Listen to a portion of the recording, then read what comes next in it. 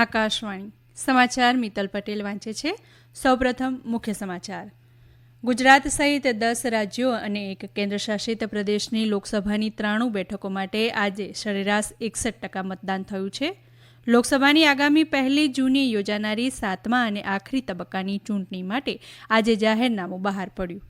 લોકસભાની ચૂંટણીના 3 તબક્કા આજે પૂરા થયા છે, તો બીજી તરફ બાકીના તબક્કાઓ માટેનો ચૂંટણી પ્રચાર વેગવાન બન્યો.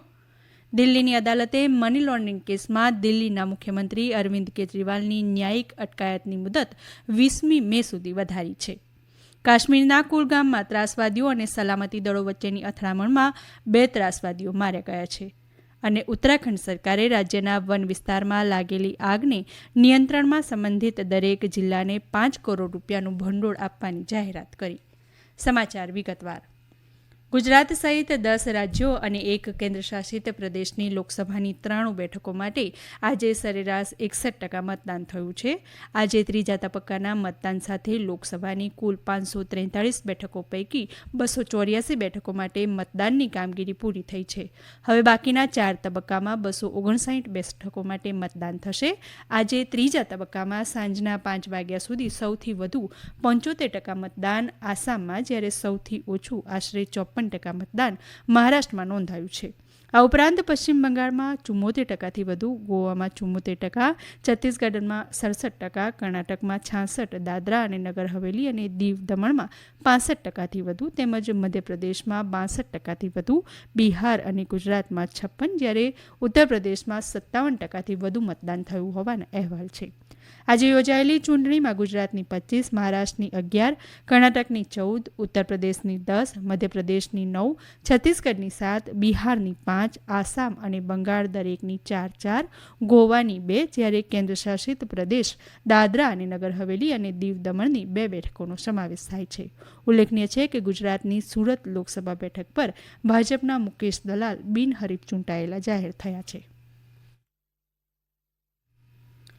લોકસભાની આગામી 1 જૂને યોજાનારી 7મા અને આખરી તબક્કાની ચૂંટણી માટે આજે જાહેરનામું બહાર પડતા ઉમેદવારી પત્રો સ્વીકારવાનો આરંભ થયો છે. આગામી 14મી મે સુધી ઉમેદવારી પત્રો ભરી શકાશે. 7મા તબક્કામાં લોકસભાની 7 રાજ્યો અને એક કેન્દ્રશાસિત પ્રદેશની કુલ 57 બેઠકો માટે મતદાન થશે, જેમાં ઉત્તર પ્રદેશ અને પંજાબની 13-13, પશ્ચિમ બંગાળની 9, બિહારની 8, ઓડિશાની 6, હિમાચલ પ્રદેશની 4, ઝારખંડની 3 અને કેન્દ્રશાસિત પ્રદેશ ચંદીગઢ ની 1 બેઠકનો સમાવેશ થાય છે. લોકસભાની ચૂંટણીના 3 તબક્કા આજે પૂરા થઈ ગયા છે અને હવે આગામી તબક્કાઓ માટેના ચૂંટણી પ્રચારમાં વિવિધ રાજકીય પક્ષોના નેતાઓએ આજે જાહેર સભાઓને સંબોધી હતી. ભાજપના વરિષ્ઠ નેતા અને પ્રધાનમંત્રી નરેન્દ્ર મોદીએ આજે મધ્યપ્રદેશના ખરગોનમાં જાહેર સભામાં જણાવ્યું કે દેશ સૌના પ્રયત્નો અને સૌના પરિશ્રમથી જ પ્રગતિના પંથે આગળ વધશે. તેમણે લોકોને મતદાનનું મહત્વ સમજાવ્યું હતું. ત્યારબાદ શ્રી મોદી મહારાષ્ટ્રના અહમદનગરમાં પણ જાહેર સભાને સંબોધી હતી. દરમિયાન કોંગ્રેસના નેતા સોનિયા ગાંધીએ સોશિયલ મીડિયામાં એક વિડીયો સંદેશમાં આક્ષેપ કર્યો હતો કે ભાજપ રાજકીય લાભ માટે નફરતને પ્રોત્સાહન આપી રહ્યો છે. શ્રીમતી ગાંધીએ બેરોજગારી અને મહિલાઓને સ્પર્શતા મુદ્દાઓ ઉઠાવ્યા હતા. કોંગ્રેસના નેતા રાહુલ ગાંધીએ આજે ઝારખંડના ચાઈબાસા ખાતે ચૂંટણી સભા સંબોધતા જણાવ્યું કે આ ચૂંટણી આદિવાસીઓ, ગરીબો અને પછાત વર્ગોના લોકોના અધિકારોના રક્ષણ માટેની છે. પશ્ચિમ બંગાળના મુખ્યમંત્રી મમતા બેનર્જીએ આક્ષેપ કર્યો હતો કે ભાજપના નેતાઓએ પ્રચાર દરમિયાન વૈમનસ્ય ફેલાવતા આપેલા ભાષણો સામે ચૂંટણી પંચે આંખ આડા કાન કર્યા છે.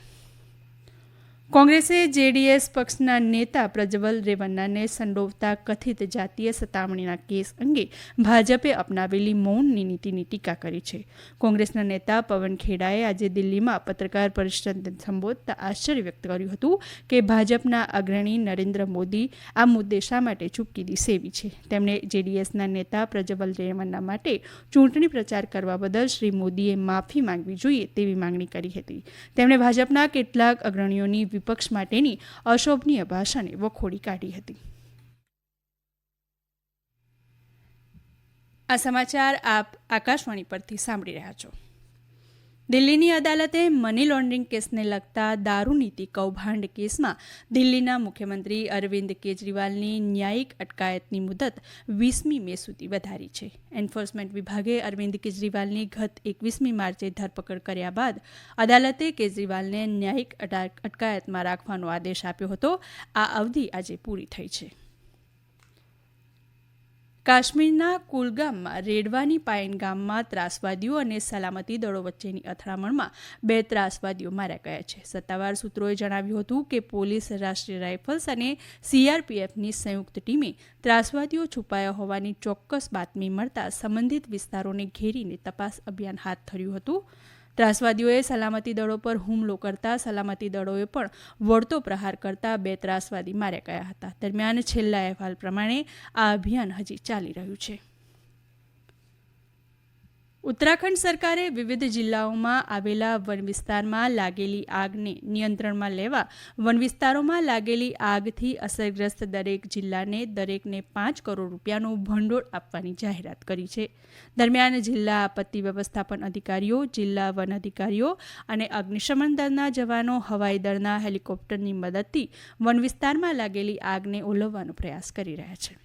રાજ્યના વન વિભાગ દ્વારા જાહેર કરાયેલી યાદીમાં જણાવાયું છે કે છેલ્લા 6 મહિનામાં ઉત્તરાખંડના વિવિધ વનોમાં આગની 930 ઘટનાઓ છેલ્લા 6 મહિનામાં નોંધાઈ છે. આ પૈકી સૌથી વધુ 491 આગની ઘટનાઓ કુમાઉ જિલ્લામાં નોંધાઈ છે. અત્યાર સુધીના ઉત્તરાખંડના વનોમાં લાગેલી આગને કારણે 1196 હેક્ટર વિસ્તારની વન સંપદાનો નાશ થયો છે. દિલ્હીના ઉપરાજ્યપાલ વી.કે. સક્સેનાએ દિલ્હીના મુખ્યમંત્રી અરવિંદ કેજરીવાલે પ્રતિબંધિત આતંકવાદી સંસ્થા પાસેથી ચૂંટણી માટેનું ભંડોળ મેળવવા અંગે એનઆઈએ દ્વારા તપાસની ભલામણ કર્યા બાદ ભાજપે દિલ્હીમાં આ મુદ્દે આજે દેખાવો કર્યા છે. દિલ્હી ભાજપના અગ્રણી બીજેન્દ્ર ગુપ્તા અને અન્ય આગેવાનોએ આજે દિલ્હીની આપ પક્ષની ઓફિસ સામે દેખાવો અને સૂત્રોચ્ચાર કર્યા હતા. દરમિયાન આમ આદમી પક્ષે આ આક્ષેપોને ફગાવી દેતા જણાવ્યું છે કે આવા આક્ષેપો પંજાબ વિધાનસભાની ચૂંટણી પહેલા પણ કરાયા હતા અને પંજાબના નાગરિકોએ ચૂંટણીમાં તેનો યોગ્ય જવાબ આપ્યો હતો. ઉત્તરાખંડમાં 11 થી 13 મે દરમિયાન વરસાદ અને પર્વતીય વિસ્તારોમાં હિમવર્ષાની સંભાવના છે, જ્યારે 10મી મેથી શરૂ થતી ચારધામ યાત્રામાં આવનારા શ્રદ્ધાળુઓને સાવચેતી રાખવાની સલાહ તંત્ર દ્વારા અપાઈ છે. ઉલ્લેખનીય છે કે 10મીએ કેદારનાથ, યમનોત્રી અને ગંગોત્રી ધામના કપાટ ખોલવામાં આવશે, જ્યારે 12 મેના રોજ ભગવાન બદ્રી વિશાલના કપાટ ખુલશે. હવામાન વિભાગના નિર્દેશક ડોક્ટર બિક્રમસિંહે જણાવ્યું છે કે ચારધામ યાત્રા પર આવનારા શ્રદ્ધાળુઓએ સંપૂર્ણ તૈયારી સાથે આવવું પડશે. જોકે હવામાન વિભાગના પૂર્વાનુમાન સરકારી તંત્ર સજ્જ થયું છે. સરહદ માર્ગ સંસ્થા BRO આજે તેનો 65મો સ્થાપના દિવસ ઉજવી રહી છે. આજે દિલ્હીમાં યોજાયેલ સ્થાપના દિવસ સમારંભમાં સંરક્ષણ સચિવ ગિરધર અરમાને BRO સંસ્થાએ ખૂબ જ મુશ્કેલ વાતાવરણમાં કરેલી કામગીરીને બિરદાવી છે. તેમણે કહ્યું કે દેશની સલામતીમાં BRO સંસ્થાનું યોગદાન નોંધપાત્ર છે. તેમણે મહત્વના વિવિધ પ્રોજેક્ટો સમયસર અને કાર્યક્ષમતાથી પૂરા કરવા માટે આધુનિક ટેકનોલોજીનો ઉપયોગ કરવાનો અનુરોધ કર્યો હતો. ઇઝરાયેલની સેનાએ ગાઝા પટ્ટી અને ઇજિપ્ત વચ્ચેની સરહદ પાર કરવાના રફા વિસ્તાર ઉપર કબજો મેળવ્યો છે. સત્તાવાર યાદી મુજબ ઇઝરાયેલના ભૂમિદળના ટેન્કોએ દક્ષિણ ગાઝાના રફામાં ગઈરાત્રે પ્રવેશ કર્યો હતો. દરમિયાન ઇઝરાયેલ અને હમાસ વચ્ચે યુદ્ધ વિરામની વાટાઘાટો અપેક્ષિત રીતે આગળ વધી રહી નથી. હમાસ જૂથે ગઈકાલે જણાવ્યું હતું કે તેમણે ઇજિપ્ત અને કતાર દ્વારા મધ્યસ્થીના પગલે રજૂ કરેલી યુદ્ધ વિરામની દરખાસ્તનો સ્વીકાર કર્યો છે. જોકે ઇઝરાયેલે પોતાની મહત્વની માંગણી પૂર્ણ થાય તેવી માંગણી ચાલુ રાખી છે. ઉલ્લેખનીય છે કે ઇઝરાયેલ દ્વારા રફા ઉપર ગઈકાલે કરાયેલી કાર્યવાહી પૂર્ણ કદની લશ્કરી કાર્યવાહીથી ઓછી કક્ષાની ગણાવી શકાય. જોકે આ કાર્યવાહીનું વિસ્તરણ થશે કે નહીં તેની સ્પષ્ટતા કરાઈ નથી.